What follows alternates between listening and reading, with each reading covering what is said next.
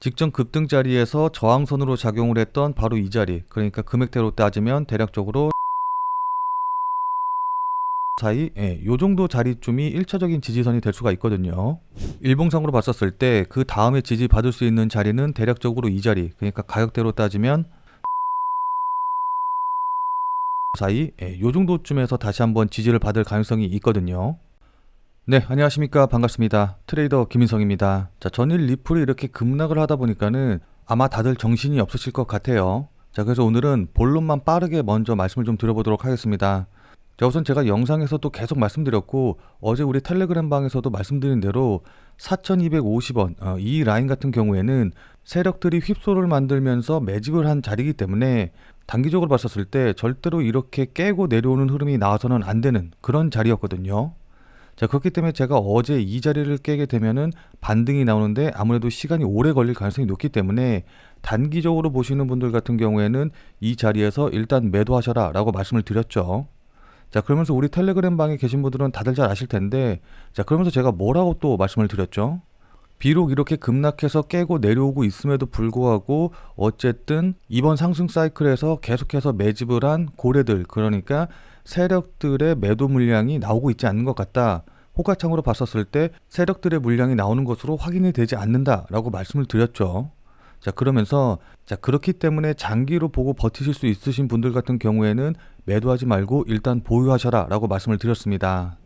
자, 그래서 그 하락의 이유 같은 경우에는 뭐 다들 잘 아시겠지만은 가장 큰 원인은 어쨌든 트럼프 대통령이 이 관세 전쟁을 시작을 해가지고 여기에 발끈한 캐나다라던가 멕시코, 중국이 보복 관세를 선언한 거, 이 부분이 가장 큰 악재 요인으로 작용한 것으로 보이거든요.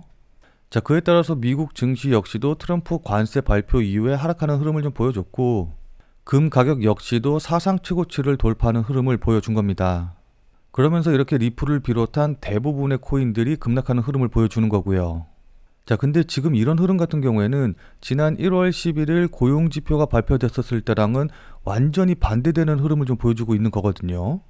자, 그래서 지난 1월 11일 고용지표 발표가 됐었을 때 미국 증시와 금 가격 그리고 가상화폐들의 움직임은 어땠는지 먼저 좀 간단하게 살펴보면은, 자, 그러니까 미국의 비농업 고용지수가 예상치가 16만 4천이었는데 실제로는 25만 6천이 나와가지고 예상치 대비해서 굉장히 높게 나왔거든요. 자, 그러다 보니까 실업률도 예상치인 4.2%보다 살짝 낮아진 4.1%를 기록을 했습니다. 자, 이렇게 고용지표가 예상보다 잘 나오게 되니까는 이건 그만큼 경제 상황이 좋다라는 뜻이기 때문에 금리 인하에 대한 기대감이 낮아지게 만들어지는 그런 요인으로 작용을 했거든요. 그러니까 지금 시장에서는 원래 올해 금리 인하 2번 한다고 했었었는데 이거 2번 안 하고 한 번으로 줄어드는 거 아니야? 라는 이제 이런 인식이 좀 퍼지다 보니까는 그에 따라 미국 급채 수익률이 급등을 하고 원달러 환율도 이렇게 급등을 해가지고 1470원을 다시 돌파하는 모습을 보여준 겁니다. 자, 거기다가 미국 뉴욕 증시도 이제 급락을 해가지고 나스닥이 마이너스 1.63%, S&P 500이 마이너스 1.54% 하락하는 흐름을 보여줬거든요. 자, 근데 제가 여기까지 말씀드리면은 이거 뭔가 좀 이상하다라고 생각하시는 분들 계실 거예요.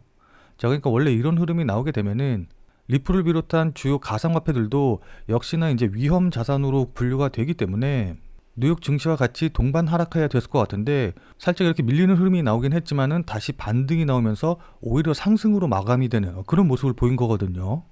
자, 그러니까 증시가 하락하고 불안해지니까는 안전자산인 금의 가격이 상승하는 거는 뭐 당연한 건데 리플을 비롯한 주요 가상화폐들이 고용지표 발표와 함께 순간적으로 밀렸다가 다시 금과 같이 이렇게 반등하는 흐름, 상승하는 흐름이 나왔다는 거는 이렇게 기사에 나오는 것처럼 비트코인을 안전자산으로 인식하는 투자자들이 점차 많아지고 있다라는 걸 뜻한다고 볼 수가 있습니다.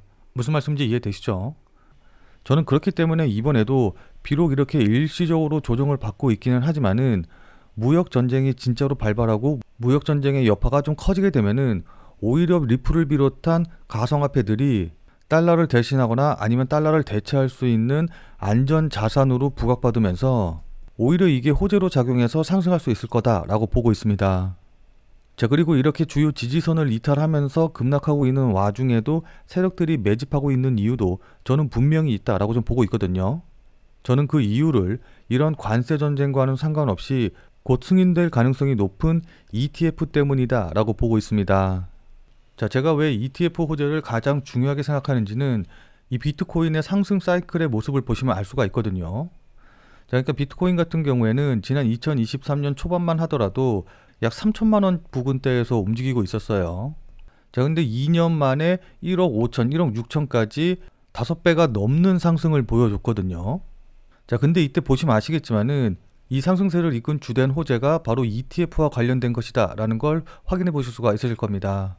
자, 그러니까 비트코인이 상승할 때 보면은 은행 파산 이슈, 그 다음에 ETF와 관련된 기대감, 그 다음에 미국 대선과 관련된 호재, 이제 이런 것들이 상승의 원동력, 상승의 모멘텀으로 작용을 했는데, 차트 자세히 보시면 아시겠지만은 이 ETF와 관련된 호재들이 반영이 되면서 본격적으로 상승했다라는 걸 우리가 확인해 볼 수가 있거든요. 자, 이런 상승의 흐름을 리플로 좀 바꿔서 생각을 해보면은 리플 같은 경우에는 현재 2단계, 그러니까 여러 자산운용사에서 리플과 관련된 ETF가 신청이 되고 이 ETF가 승인될 거라는 기대감이 반영된 바로 요 단계 정도까지 온 거거든요. 자, 근데 보시면 아시겠지만은 이 비트코인의 상승 과정 중에서 ETF가 승인이 되고 그 다음에 ETF가 실제로 거래가 시작이 됐었을 때 바로 요 자리가 상승폭이 가장 크고 가장 강하게 나왔다는 걸 확인해 볼 수가 있어요. 자, 그렇기 때문에 리플 역시도 이 ETF가 승인이 되고 거래가 시작이 되면은 가장 강하게 상승할 거라고 우리가 예상을 할 수가 있는 거거든요. 자, 제가 앞서서 우리도 세력들, 그러니까 고래들처럼 지금은 오히려 매집을 할 시기다 라고 말씀을 드렸지만은 그렇다고 해서 이렇게 지금 떨어지고 있는 도중에 매수하자, 지금 자리에서 매수하라 라는 뜻은 아니에요. 자, 그러니까 세력들 같은 경우에는 많은 물량을 매집하기 위해서 이렇게 거래량 터지고 사람들이 손절하면서 매도 던질 때 이때를 노려서 매수하기 위해서 이렇게 하락하는 와중에 계속해서 대놓고서는 매수하는 흐름을 좀 보여주지만은 우리는 그렇게까지 많은 물량을 매집하는 게 아니기 때문에 소위 말해서 이렇게 떨어지는 칼날을 잡을 필요는 없거든요. 자, 그러니까 제가 언제나 강조하지만은 이렇게 조정받을 때 매수하거나 아니면 추매를 해야 된다라고 한다고 하면은 반드시 최저점을 잡겠다라는 생각을 갖고서는 매수하시면은 절대로 안 되고, 하락한 이후에 지지받고 반등 나오는 거 보고 확인하고, 그러니까 이 자리에서 매수하겠다, 최저점은 아니지만 최저점 부근에서 매수하겠다라는 마음으로 대응을 하시면 충분합니다. 자, 그러니까는 최저점 잡으려고 최저점을 예상해서 미리 이 가격에 매수 대기를 걸어 놓는 게 아니라 어디까지 하락하는지 보고 최저점 찍고 반등할 때, 그러니까 구체적으로 보면은 이 V자 반등의 오른쪽 자리에서 매수하는 걸 목표로 해야 되는 거거든요. 무슨 말씀인지 이해되시죠? 자, 그럼 어느 가격대에서 반등이 가능할지, 그러니까 어느 가격대에서 반등하는 게 유력할지 예상되는 지점을 살펴보면은 우선 1차적으로 봤었을 때 이렇게 제가 계속해서 말씀드린 깃발형 패턴의 하단 추세선 자리이자 직전 급등 자리에서 저항선으로 작용을 했던 바로 이 자리, 그러니까 금액대로 따지면 대략적으로 3,900원에서 4,000원 정도 사이, 요 정도 자리쯤이 1차적인 지지선이 될 수가 있거든요. 일봉상으로 봤었을 때 그 다음에 지지받을 수 있는 자리는 대략적으로 이 자리, 그러니까 가격대로 따지면 3,600원에서 한 3,500원 정도 사이, 요 정도쯤에서 다시 한번 지지를 받을 가능성이 있거든요. 자, 그러니까 3,900원에서 4,000원 깨고 내려오면은 그 다음에는 3,500원에서 3,600원대까지도 염두를 두셔야 된다라는 겁니다. 자, 그러니까 여기서 제가 다시 한번 말씀드립니다만은 제가 지금 이렇게 가격을 말씀드리는 게 이 자리에서 추가 매수를 하기 위해서 미리 대놓고 있어라, 매수 대기를 해놔라 라는 뜻이 절대로 아니고, 이 자리 부근에서 반등할 가능성이 높으니까 만약에 이 자리 부근에서 이렇게 V자로 반등을 하게 되면은 여기서, 그러니까 저점 찍는 거 확인하고 반등할 때 매수하셔야 된다라는 거예요.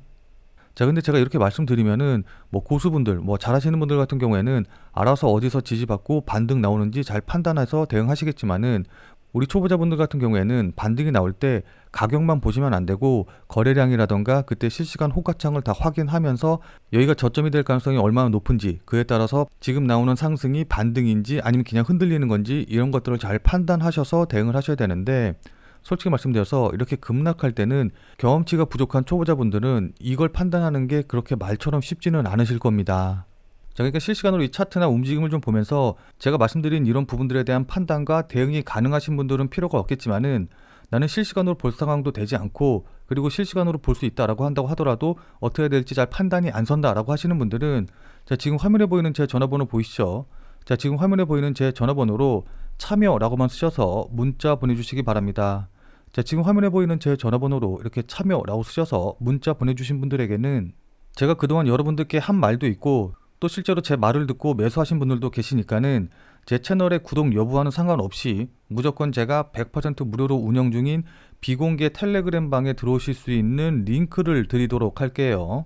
자, 그래서 제가 계속해서 실시간으로 좀 보면서 실시간 대응 방법을 이 텔레그램 방, 제가 100% 무료로 운영 중인 이 비공개 텔레그램 방에서 전부 다 말씀드릴 테니까 혼자서 아무 가격에서나 그냥 매수 매도 물타기 하고 이러지 마시고, 적어도 제가 텔레그램 방에서 말씀드릴 때 그때 제 말을 참고하셔서 매수라던가 매도에 대한 결정을 하시길 바랍니다.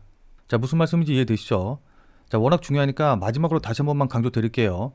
자, 지금 화면에 보이는 제 전화번호로 이렇게 참여라고만 쓰셔서 문자 보내주시면은 제가 100% 무료로 운영 중인 텔레그램 방에 들어오실 수 있는 링크를 보내드릴 테니까, 어떻게 대응해야 될지 잘 모르겠다, 아니면은 실시간으로 계속해서 지켜볼 수 없다라고 하시는 분들은 꼭 텔레그램 방에 들어오셔서 제가 실시간으로 말씀드리는 내용 확인하신 다음에 여러분들이 매수하실지 매도하실지 결정을 하시면은 분명히 여러분들 매매하시는데 도움이 되실 테니까 늦기 전에 들어오셔서 관련 내용들 실시간으로 확인을 좀 하시면 좋을 것 같아요. 지금 자리가 워낙 중요한 자리고 분기점이 될 수 있는 자리이기 때문에 여러분들께 이렇게 말씀을 드리는 겁니다. 무슨 말씀인지 이해되시죠? 자, 그럼 오늘 영상은 이것으로 해서 마무리 짓도록 하겠습니다. 자, 오늘 내용이 조금이라도 도움이 되신 분들은 구독과 좋아요 눌러주신 거 잊지 마시고요.